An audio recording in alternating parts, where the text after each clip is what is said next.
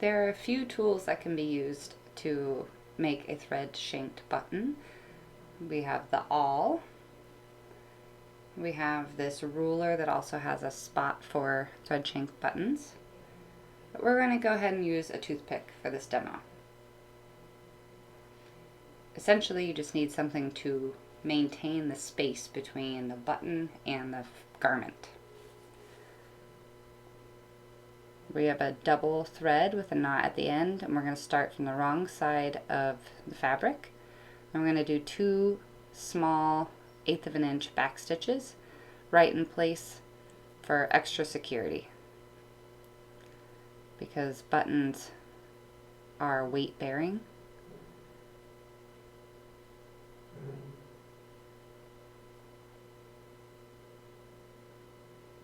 Phew, now we're ready to start. We lay down our toothpick, which is our spacer. I'm going to put our button right on top of the toothpick, starting in any hole.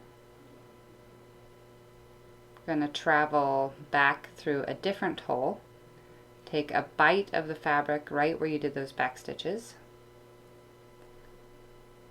and pull all the way through.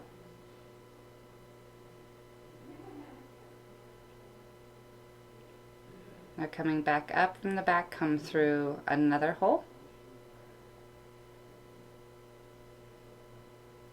And this is stab stitching, but it's necessary because of the toothpick being in the way. So we're going to go through each hole twice. And that toothpick is going to continue to hold the space for you. So you can pull tight, making sure that there aren't any loops caught anywhere. Sometimes you might have to angle your piece so that you can see where your needle needs to go back in. You want to keep those stitches all in roughly the same space, centered under the button. But you can see how it's fighting me a little bit to try to line all those things up at once. Now, once you have gone through each hole of your button twice, you're going to come back up one more time, and you're going to hold the fabric taut so that you can go ahead and remove your spacer. Then you're going to wrap around that shank you've created 6 times. And now, with the aid of a thimble, I'm going to push my needle through the bulk of all that thread that I have created under the button. But keeping everything tight, I want to keep those 6 wraps tight. It's going to be a little tricky to pull through. Just be patient. And then I'm going to come back again through all of that thread with my needle. Notice how I'm holding the fabric tightly in my hands. That makes it easier to get my needle through all that thread because there is some tension there.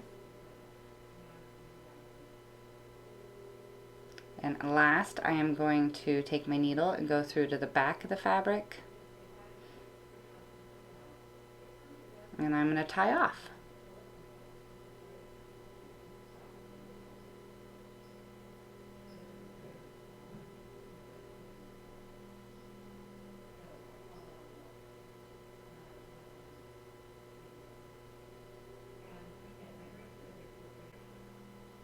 I like to squish my knot down to the base just so that it's nice and tidy.